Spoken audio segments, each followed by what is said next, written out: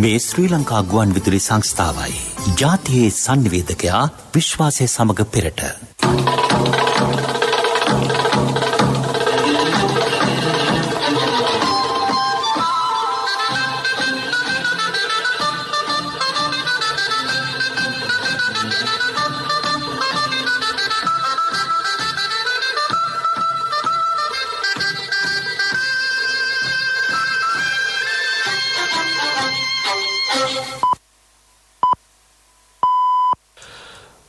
දොළහයි 45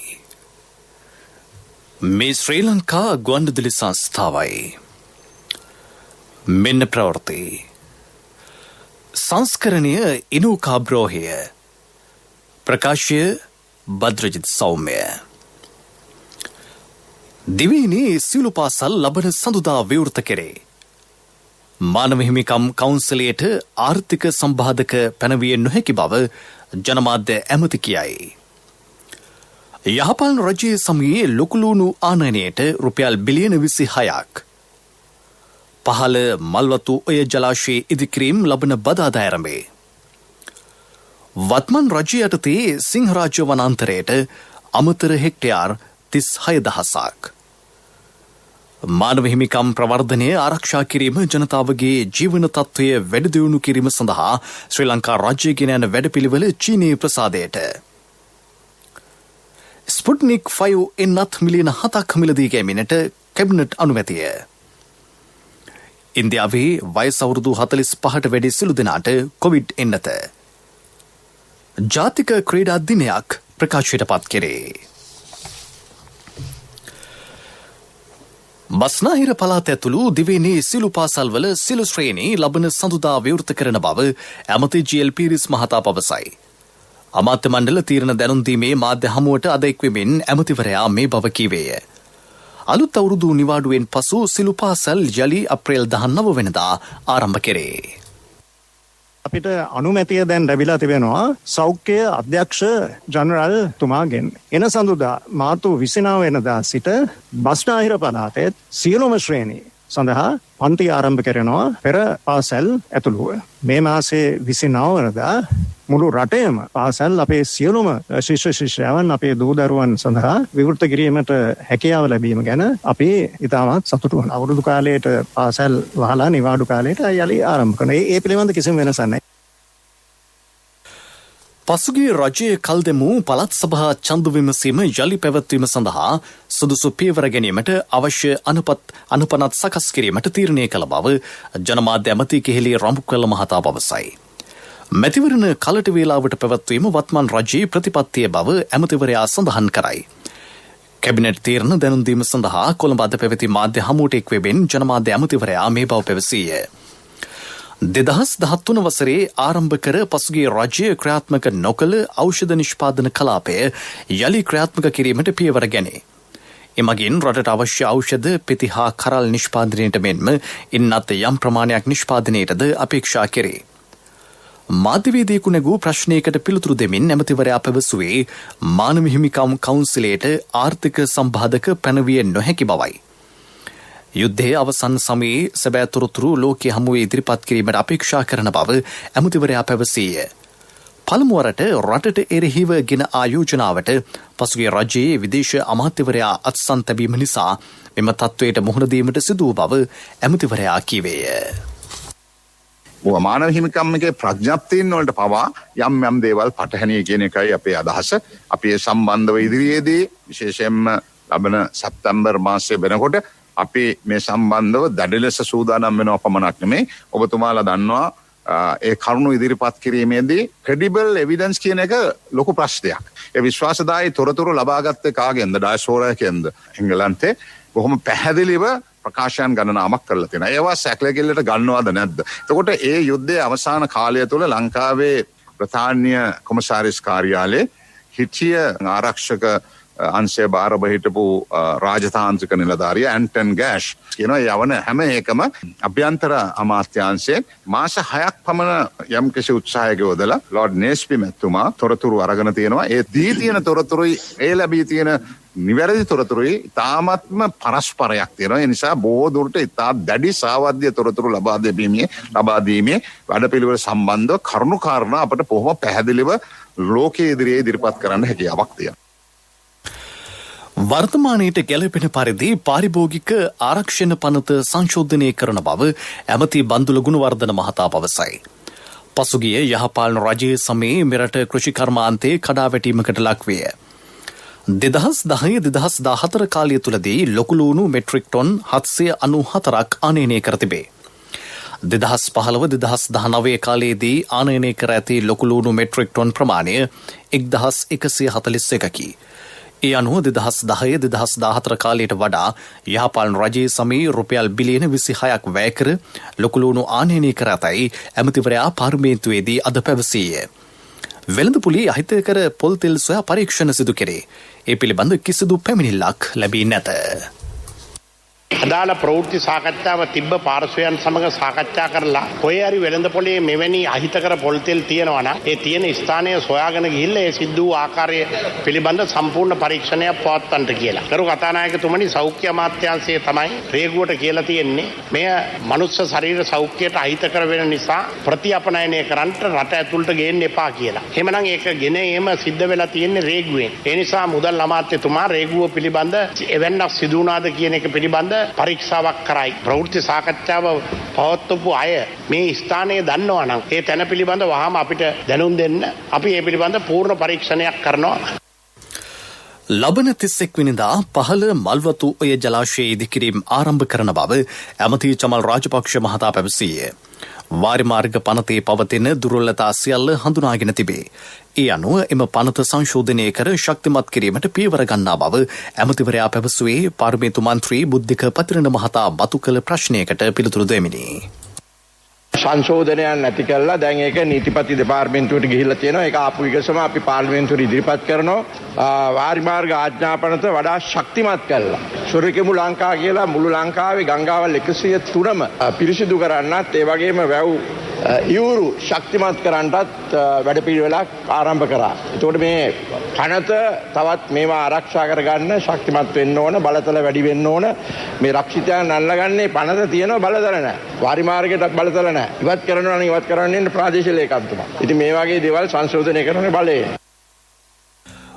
වත්මන් රජය යටතේ සිංහරාජ්‍ය වනාන්තරයට අමතර හෙක්ටයාර් 36,000ක් එක් කිරීමට පියවර ගත් බව චමල් රාජපක්ෂ මහතා පැවසීය. සිංහරාජයට අයත්ව තිබුණේ හෙක්ටයාර් 12,000ක් පමණි. මෛත්‍රීපාල සිරිසේන මහතා ජනාධිපති දුරේ දරන සමයේදී සිංහරාජයට තවත් හෙක්ටයාර් 36,000ක් එක් කිරීමේ ගැසට් පත්‍රයක් නිකුත් කර තිබුණි. එහෙත් එය ක්‍රියාත්මක කළේ වත්මන් රජය යටතේ බව ඇමතිවරයා පැවසීය. මාන්ද්‍ය වාර්තා පළ කර තිබූ ඉදිකිරීම් සිදු කර ඇත්තේ පෞද්ගලික ඉඩමක බව වාර්තා වී තිබේ. ඒ පිළිබඳ පරීක්ෂණ සිදු කරන බව ඇමතිවරයා කිවේය. මෝටර් වාහන පනත යටතේ නියෝග දෙකක්ද අද විවාදයට ගැනේ. මානව හිමිකම් ප්‍රවර්ධනය හා ආරක්ෂා කිරීම, තිරසර ආර්ථික හා සමාජ සංවර්ධන ප්‍රවර්ධනය, දුර්වල කණ්ඩායම්වල අයිතිවාසිකම් ආරක්ෂා කිරීම, ජාතික සංහිඳියාව ප්‍රවර්ධනය, ත්‍රස්තවාදයේ මැඩ පැවැත්වීම හා ජනතාවගේ ජීවන තත්ත්වය වැඩි දියුණු කිරීම සඳහා ශ්‍රී ලංකා රජයේ කැපවීම චීනය අගය කරයි. මෙම ක්ෂේත්‍රයන්හි ලබා ඇති ජයග්‍රහණ පිළිබඳව චීන රජයේ ශ්‍රී ලංකාවට සුබ පැතුම් එක් කරයි. ජගත් මානව හිමිකම් කවුන්සිලේ ශ්‍රී ලංකාව සම්බන්ධ යෝජනාවට අදාළ ඡන්ද විමසීම පැවැත්වීමට පෙර අදහස් දක්වමින් චීනය මේ බව ප්‍රකාශ කර තිබේ. ශ්‍රී ලංකාවට එරෙහි යෝජනාවට විරුද්ධ වෙන ලෙස චීනය එක්සත් ජාතීන්ගේ මානව හිමිකම් කවුන්සිලයෙන් එහිදී ඉල්ලා සිටියේ. එහිදී වැඩිදුරටත් අදහස් දක්වමින් චීනය පෙන්වා දුන්නේ එක්සත් ජාතීන්ගේ සහ එහිදී වැඩිදුරටත් අදහස් දක්වමින් චීනය පෙන්වා දුන්නේ එක්සත් ජාතීන්ගේ මහ සභාවේ 60-251 තීන්දුවට මානව හිමිකම් කවුන්සිලය විශ්වීයත්වය, අපක්ෂපාතීත්වය හා තෝරා නොගැනීම යන මූලධර්ම අනුගමනය කළ යුතු බවයි. සියලු පාර්ශවයන් අව්‍යාජ සංවාද හා සහයෝගීතාවයෙන් මානව හිමිකම් ආරක්ෂා කළ යුතුය. ද්විත්ව ප්‍රමිති අනුගමනය නොකළ යුතුය. මානව හිමිකම් ප්‍රශ්නය දේශපාලනීකරණය නොකළ යුතුය. සිල් රටවල් එක්සත් ජාතීන්ගේ ප්‍රඥප්තියේ අරමුණු හා මූලධර්මවලට අනුකූලව කටයුතු කර වෙනත් රටවල ස්වෛරී භාවයට හා ස්වාධීනත්වයට ගරු කළ යුතුය. මානව හිමිකම් මුවාවෙන් වෙනත් රටවල අභ්‍යන්තර කටයුතු වලට මැදිහත් වීම හා එම රටවල ස්වෛරී භාවයට හානි කර ජාත්‍යන්තරය අඩපණ කිරීමේ ක්‍රියාවලයක් අත්හරින ලෙස චීන නියෝජිතයා එහිදී ඉල්ලා සිටියේ. මානව හිමිකම් ප්‍රවර්ධනය හා ආරක්ෂා කිරීම සඳහා ශ්‍රී ලංකාව ගත් උත්සාහය හා ජයග්‍රහණය මෙන්ම මෙරට ජනතාවගේ කැමැත්තද නොසලකා හැරීමෙන් මානව හිමිකම් මුවාවෙන් අභ්‍යන්තර කටයුතු වලට මැදිහත් වීමට ඇතැම් පාර්ශ්ව උත්සාහ දරයි. ශ්‍රී ලංකාවේ ස්වෛරීත්වය හා සංවර්ධනයේ යහපත් ප්‍රවණතා අඩපණ කිරීමක් ලෙස චීනය මේ පින්වා දුන්නේය. මෙය මානව හිමිකම් ප්‍රශ්න දේශපාලනීකරණය කිරීම කදිම උදාහරණයක් බව චීනය සඳහන් කළේය. එවැනි භයානක ප්‍රවණතාවයකට මානව හිමිකම් කවුන්සිලය දායක නොවිය යුතු බව චීන නියෝජිතයා පැවසීය. මේ ප්‍රවෘත්ති ශ්‍රී ලංකා ගුවන්විදුලි සංස්ථාවෙන්.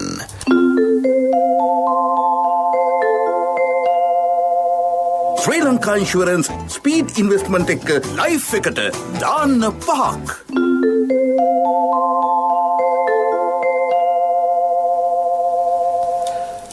තිරසර සංවර්ධන අරමුණු කරා යාමේදී දේශගුණික විපර්යාස සම්බන්ධයෙන් දැඩි අවධානයක් යොමු කළ යුතු බව ජනමාධ්‍ය ඇමති කෙහෙලි රමුකැල්ල මහතා පවසයි.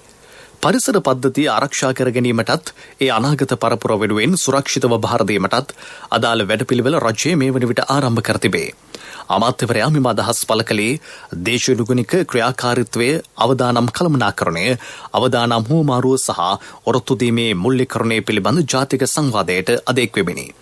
ජනාධිපතිතුමාගේ සෞභාග්‍යයේ දැක්ම වැඩසටහන තුළ තිරසර සංවර්ධනය සහ පරිසරය ආරක්ෂා කිරීම සම්බන්ධ ප්‍රතිපත්ති අඩංගු වේ. දේශගුණික විපර්යාස කෘෂි දීවර සංචාරක වාරි ඇතුළු ක්ෂේත්‍ර ගණනාවකට බලපාන බව ඇමතිවරයා කීවේය. ස්වභාවික ආපදා මගින් සිදුවන වගාහානි සඳහා ගොවීන්ට වන්දි ලබා දීම සිදු කෙරේ. කෘෂි රක්ෂණාවරණයක් තුළින් ගොවීන් සුරක්ෂිත කෙරේ. පරිසර හිතකාමී වගා ක්‍රමවේදවලට ගොවීහු යොමු කෙරෙති. නවතාක්ෂණය දැනුම සහ උපකරණ ඔවුන්ට ලබා දීමේ ව්‍යාපෘති සැලසුම් කර තිබේ. පරිසර පද්ධති ආරක්ෂා කර ගනිමින් සංචාරක කර්මාන්තයේ වැඩි දියුණු කිරීමට සැලසුම් සකස් කෙරේ. දේශගුණික විපර්යාස මෙරට ආර්ථිකයට ඍජු හා වක්‍ර බලපෑම් එල්ල කරන බව පැවසූ ඇමතිවරයා ඒ සඳහා රජය දැඩි අවධානය යොමු කර ඇතැයි කීවේය. පරිසරය ආරක්ෂා කර ගනිමින් තිරසර සංවර්ධන ඉලක්ක ළඟා කර ගැනීමට ජනතාව දැනුවත් කිරීමේ නව වැඩපිළිවෙලක් ක්‍රියාත්මක කෙරේ. කොවිඩ් වෛරසයෙන් ආරක්ෂා වීම සඳහා මෙරට ජනගහනයෙන් මිලියන 14කට එන්නත් ලබා දීමට සෞඛ්‍ය අමාත්‍යාංශය සැලසුම් කර තිබේ. පළමු අධීරය යටතේ මිලියන 5ක ජනතාවට එන්නත් ලබා දීම මේ වන විට සිදු කෙරේ. ජාතික ඖෂධ නියාමන අධිකාරිය රුසියාවේ නිෂ්පාදිත ස්පුට්නික් 5 එන්නත ශ්‍රී ලංකාව තුළ හදිසි භාවිතය සඳහා අනුමැතිය ලබා දී ඇත. ඒ අනුව එම එන්නත් මිලියන 7ක් ඇමරිකාවනු ඩොලර් මිලියන 70කට ආසන්න මුදලකට මිලදී ගැනීම සඳහා ඇමති මණ්ඩල අනුමැතිය ලැබී ඇත. මෙම සෞඛ්‍ය අමාත්‍යවරය ඉදිරිපත් කළ යෝජනාවකි. COVID-19 ප්‍රතිශක්තිකරණ වැඩසටහන යටතේ ඊයේ වන විට එන්නත් ලබාගෙන ඇති සම්පූර්ණ සංඛ්‍යාව 8,44,327ක් බව සෞඛ්‍ය අමාත්‍යාංශයේ වසංගත රෝග විද්‍යාංශය සඳහන් කරයි. ඊයේ දිනේදී එන්නත් ලබාගත් සංඛ්‍යාව 5,972කි. මේ අතර දෙව්ලපිටිය පෑලියගොඩ සහ බන්ධනාගාර කොරෝනා පොකුරු වලින් වාර්තා වී ඇති සමස්ත ආසාදිතයන් සංඛ්‍යාව 86,046ක් දක්වා ඉහළයයි. ඊයේ ආසාදිතයෝ 142 දෙනෙක් හඳුනාගනු ලැබූහ. ඊයේ එක් මරණයක් වාර්තා වූ අතර ඒ අනුව මෙරට කොරෝනා මරණ සංඛ්‍යාව 552ක් දක්වා ඉහළ ගොස් තිබේ. කොටි ත්‍රස්තවාදීන් හා දෙමළ අවි සංවිධාන මගින් අතුරුදන් කරවුවන්ගේ ඥාතීන්ගේ එකමුතුව යාපනයේ නල්ලූර් කෝවිල ඉදිරිපිට උපවාසයක් ආරම්භ කර ඇත. ජිනීවා මානව හිමිකම් පිළිබඳ දිගින් දිගටම සාකච්ඡා කරමින් සිටින අවධියක දෙමළ අවි සංවිධාන හා ඉන්දියන් හමුදාව සිංහල දෙමළ මුස්ලිම් මැලේ බර්ගර් ජනතාවගේ මානව හිමිකම් කඩ කර ඇති බවත් ඔවුන්ට මානව හිමිකම් කොමිසම මගින් දඩුවම් දිය යුතු බවත් ඉල්ලා මෙම උපවාසය පවත්වේ. අපරාධ කරපු හැම කෙනාගේම අපරාධ හොයන්න ඕනේ. ඒ අපරාධ ඉන්වෙස්ටිගේට් කරලා ඒගොල්ලන්ට දඬුවම් දෙන්න ඕනේ.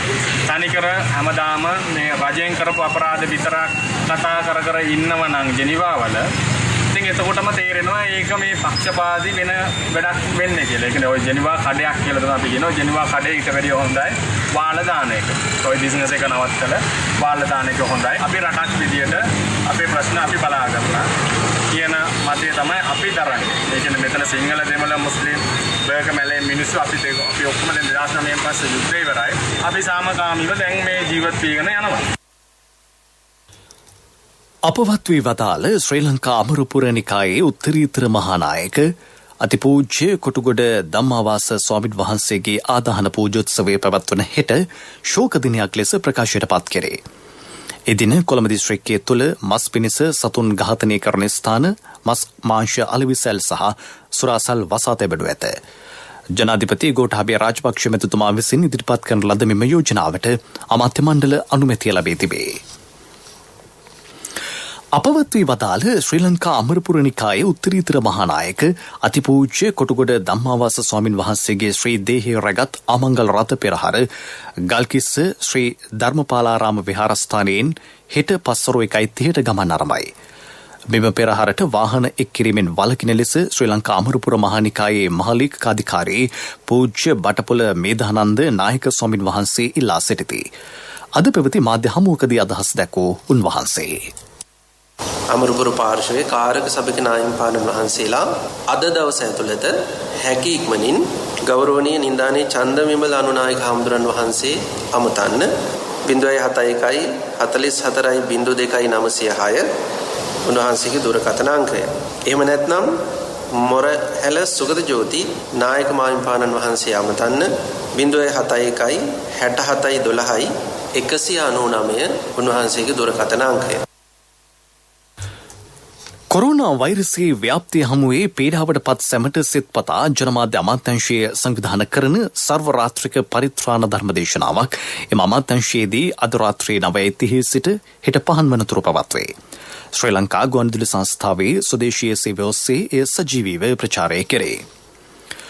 ශ්‍රී ලංකා ගුවන්විදුලි සංස්ථාව දිවෙන පුරා වෙහෙර විහාරස්ථානවල සංවිධානය කරන රතන සූත්‍රය සජ්ජායනා කිරීමේ වැඩසටහනේ 142 වැන්න පිටිගල මෙටිවිලිය බෞද්ධ මධ්‍යස්ථානයේදී අද පැවැත්වේ.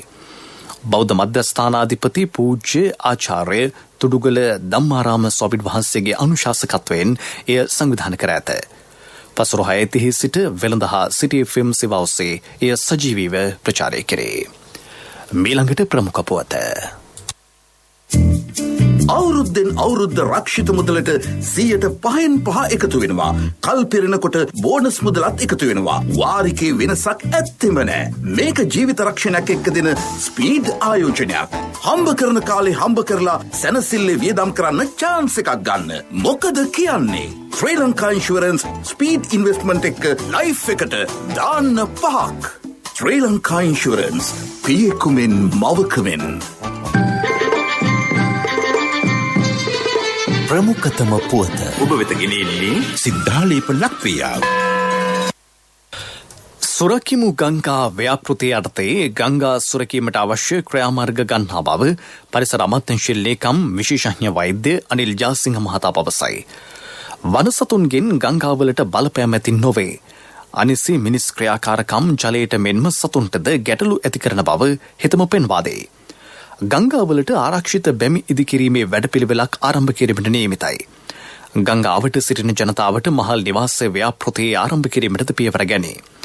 ජාතික ගුවන්විදුලියේ සුභාරතී වැඩසටහනට අද එක්වෙමින් ලේකම්වරයා මෙම අදහස් පළ කළේය. පරිසරය ආරක්ෂා කිරීම සඳහා පරිසර පනතට සංශෝධන ගෙනෙන බව ඔහු කීවේය. පරිසර පනත 1980 ඉඳලා සංශෝධන දෙකක් ඇති වෙලා තියෙනවා. මේක අද යුගයට දැන් වෙනස් වීමේ තව අවශ්‍යතාවයක් තියෙනවා. අලුතෙන් 42ක් පමණ මේ පනතට ඇතුළත් වෙනවා. දැන් පාරිසරික ආරක්ෂකන බලපත්‍රය නොමැති නම් සමහරවිට රුපියල් 10000ක දඩයක් තමයි ගෙවන්න ඕනේ. ඒ නිසා මේ දඩ මුදල් ලක්ෂ ගණන් වලින් වැඩි කිරීමේ තත්ත්විකුත් නව පාරිසරික පනත තුල ක්‍රියාත්මක වෙනවා. නව පාරිසරික පනත අලුත් කිරීම දැන් අවුරුදු 20ක් තිස්සේ කෙරෙනවා. එතකොට දැන් අපි බලාපොරොත්තු ඉදිරි මාස කීපය තුළ කොහොම හරි මේක අවසන් කරන්න. මේ පාරිසරික පනතට අමතරව ජාතික පාරිසරික ප්‍රතිපත්තිය කියලා තියෙනවා. ඒ ප්‍රතිපත්තිය දැන් යාවත් කාලීන වෙනවා. ඒකත් තව මාස කීපයක් තුළ එළි දැක්වෙනවා. ඒ වගේම ඒ පාරිසරික ප්‍රතිපත්තිය මත පිහිටා සිටින ක්‍රියාකාරී සැලැස්ම ඒකත් තව මාස 2ක් පමණ වෙන විට එළි දැක්වෙනවා. ප්‍රමුඛතම පුවත ඔබ වෙතගෙන ආවේ සිද්ධාලේප ලක්ප්‍රියාව. ශක්ති හඬ අවධානය පිණිසයි. ඇල්පිටිය ලංගම ඩිපෝවෙන් දිනපතා රාත්‍රී 10:15ට අලුත්ගම සිට ඇල්පිටිය දක්වා ධාවනය කළ බස් රථය මේ වන විට ධාවනය නොවීම නිසා මගී හෝ දුෂ්කරතා රැසකට පත්ව සිටිති. පසුගියදා පැවති බෙන්තර ප්‍රාදේශීය සභා රැස්වීමේදී උපසභාපති කසුන් රුවන්පුර මහතා සඳහන් කළේ කොවිඩ් වසංගතය හේතුවෙන් මෙම බස් රථය ධාවනයෙන් ඉවත් කර ඇති බවයි. බස් රථය නැවත ධාවනයට එක් කරන ලෙස ජනතාව ඇල්පිටිය ඩිපෝ අධිකාරීවරයාගෙන් ඉල්ලීමක් කරති. ලෝක ප්‍රවෘත්ති අනුග්‍රහය පීපල්ස් ලීසින් ලීසින් විප්ලවයට ඔබත් එක්වන්න. කිසිදින නොලැබෙන අසම සම ලීසින් වාරික සමගින් අවම පොලියකට විස්තර දැනගන්න ළඟම පීපල්ස් ලීසින් ශාඛාවකට පිවිසෙන්න. නැත්නම් කතා කරන්න 0112 206 300. පීපල්ස් ලීසින් විශ්වාසයේ ප්‍රමුඛයා. ලබන මාස පළමුවෙනිදා සිට වයස අවුරුදු 45ට වැඩි සිළු දෙනාට කොවිඩ් එන්නත ලබා දීම ඉන්දිය කැබිනට් මණ්ඩලය අනුමැතිය ලබා දෙයි. නවදිල්ලියේ පැවති කැබිනට් රැස්වීමෙන් පසු අදහස් දැක්වූ කම්කරු අමාත්‍ය ප්‍රකාශ් ජාවද්කර් මහතා මේ සඳහා ලියාපදිංචි වන ලෙස එරට ජනතාවගෙන් ඉල්ලා සිටියේය. ජනතාවට ප්‍රමාණවත් තරම් එන්නත් පවතින බවද ඔහු කීවේය. ඇමරිකාවේ ගැබිනි කාන්තාවන් සඳහා කොවිඩ් එන්නත ලබා දීම මේ වන විට ආරම්භ කර තිබේ. සංකුලතා පිළිබඳව මේ දක්වා කිසිදු පැමිණිල්ලක් ලැබී නැතැයි එරට සෞඛ්‍ය බලධාරීහු පවසති. එරට රෝග පාලනය හා වැළැක්වීමේ මධ්‍යස්ථානය සඳහන් කළේ ඉකුත් සඳුදා වන විට ගැබිනි මවුරුන් 51,000ක් පමණ එන්නත ලබාගෙන ඇති බවයි. COVID-19 වැළඳීමෙන් ගැබිනි කාන්තාවන්ට දරුණු තත්ත්වයන්ට මුහුණ දීමට සිදුවනු ඇති බව එම මධ්‍යස්ථානය පෙන්වා දෙයි. ගංවතුර අවදානම සැලකිල්ලටගෙන ඔස්ට්‍රේලියාවේ නැගෙනහිර වෙරළබඩ ප්‍රදේශවල ජනතාවට ඉවත් වන ලෙස බලධාරීහු දැනුම් දෙති. දින 5කට පසු සිඩ්නි නගරයේ නිල් අහසක් දැක ගැනීමට අද හැකි වී තිබේ. නිව් සවුත් වේල්ස් ඇතුළු ප්‍රදේශ රැසකට වාර්ෂික වර්ෂාපතනයෙන් 3/2 ප්‍රමාණයක් පසුගියදා ලැබී ඇතැයි එරට කාලගුණාංශ පවසයි. එහිදී ඇති වූ අධික ජල ගැල්මෙන් ප්‍රදේශ රැසකට හානි සිදු විය. ඊයේ රාත්‍රියේ සිට තවත් 6,000කට වැඩි පිරිසක් ආරක්ෂිත ස්ථාන කරා ගොස් සිටින බව වාර්තා වෙයි. සිඩ්නි නගරයේ බටහිර ප්‍රදේශයේ ජනතාවට ආරක්ෂාව සපයා ගන්නා ලෙස දැනුම් දී ඇත. මේ දක්වා මරණ කිසිවක් වාර්තා වී නැති අතර එම ප්‍රාන්තයේ 40,000කට වැඩි පිරිසක් අවතැන්ව සිටිති. පීපල්ස් ලීසින් ලීසින් විප්ලවයට ඔබත් එක්වන්න. කිසිදින නොලැබෙන අසම සම ලීසින් වාරික සමගින් අවම පොලියකට විස්තර දැනගන්න ළඟම පීපල්ස් ලීසින් ශාඛාවකට පිවිසෙන්න. නැත්නම් කතා කරන්න 0112 206 300. පීපල්ස් ලීසින් විශ්වාසයේ ප්‍රමුඛයා. පිරසර සංවර්ධනයක පුවත් සම්පින්ඩනය සංවර්ධන පුවත් ඔබ වෙත ගෙනෙන්නේ CIB අවුරුදු සමගින් මාර්තු 16 සිට 30 දක්වා සෑම බිල් පතකටම වටිනා තෑගි වවුචර් පත් බැංකු කාඩ් සඳහා 20% දක්වා වත්තා අපේම තැනකින් අපේම දෙයක් CIB. දකුණු පළාතේ ඓතිහාසික දුම්රිය ස්ථාන පිළිසකර කෙරේ. ඒ සඳහා දුම්රිය ස්ථාන 7ක් තෝරාගෙන තිබේ. වැය කෙරෙන මුදල රුපියල් මිලියන 620ක් බව සංචාරක අමාත්‍යාංශය සඳහන් කරයි. උණවටුන දුම්රිය ස්ථානයේ සංවර්ධන කාර්යයන් මේ වන විට ආරම්භ කර තිබේ. මේ සඳහා දුම්රිය දෙපාර්තමේන්තුව හා දකුණු පළාත් සංචාරක අමාත්‍යාංශයේ පූර්ණ අනුග්‍රහය ලබා දී ඇත. පිරසර සංවර්ධනයක පුවත් සම්පින්ඩනය සංවර්ධන පුවත් ඔබ වෙත ගෙන ආවේ CIB අවුරුදු සමගින් මාර්තු 16 සිට 30 දක්වා සෑම බිල් පතකටම වටිනා තෑගි වවුචර් පත් බැංකු කාඩ් සඳහා 20% දක්වා වත්තා අපේම තැනකින් අපේම දෙයක් CIB. ක්‍රීඩා පුවත්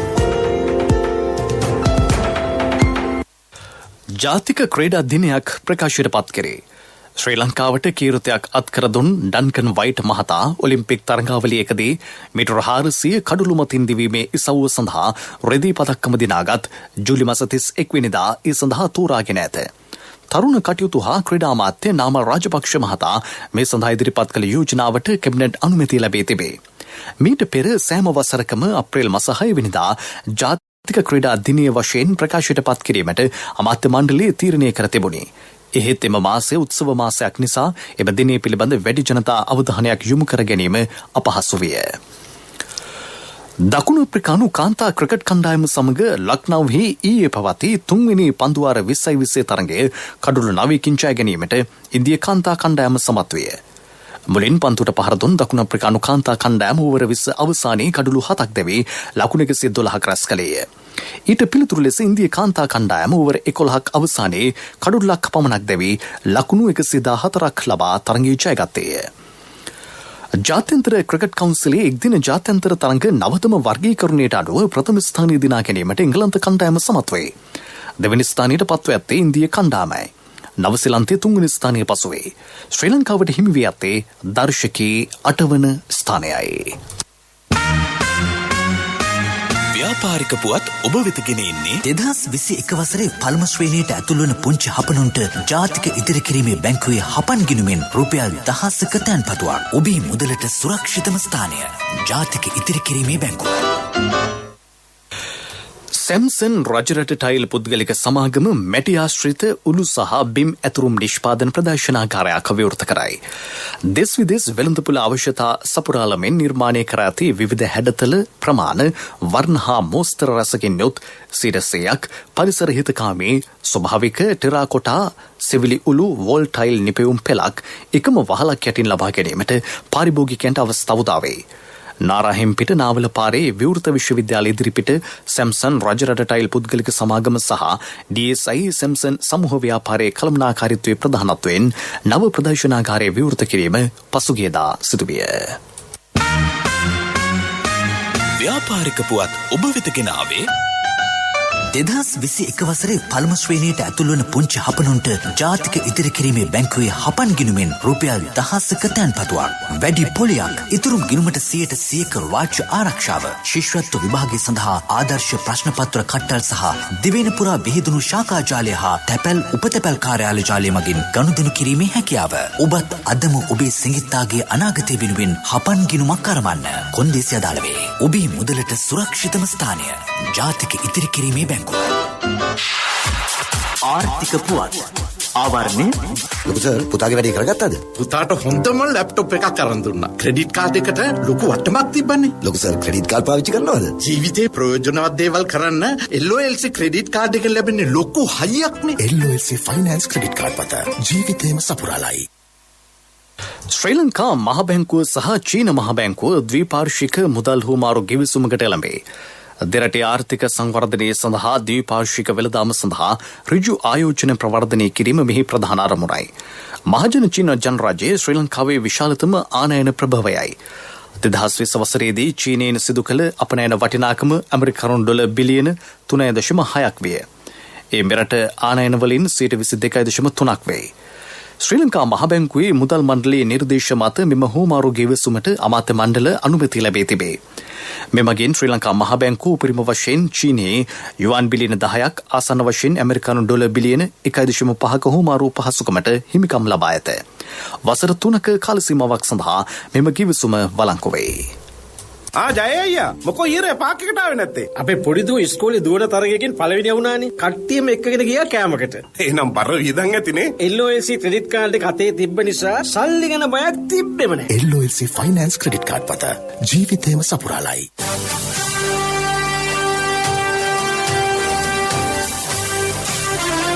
කාලගුණ වාර්තාව ඔබ වෙත ගෙන එන්නේ සයුරු දීවර කාලගුණ තොරතුරු සේවාව.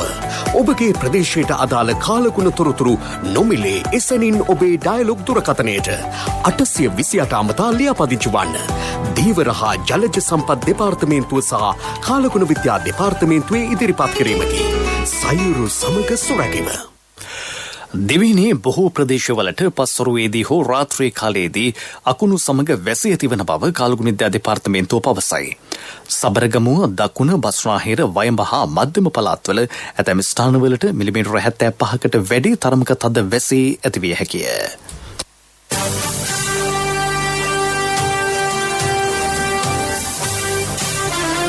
කාලගුණ වාර්තාව ඔබ වෙත ගෙන ආවේ සයුරු දීවර කාලගුණ තොරතුරු සේවාව. ඔබගේ ප්‍රදේශයට අදාළ කාලගුණ තොරතුරු නොමිලේ එසැනින් ඔබේ ඩයලොග් දුරකථනයට 828 අමතා ලියාපදිංචි වන්න. දීවර හා ජලජ සම්පත් දෙපාර්තමේන්තුව සහ කාලගුණ විද්‍යා දෙපාර්තමේන්තුවේ ඉදිරිපත් කිරීමකි. සයුරු සමග සුරැකීම.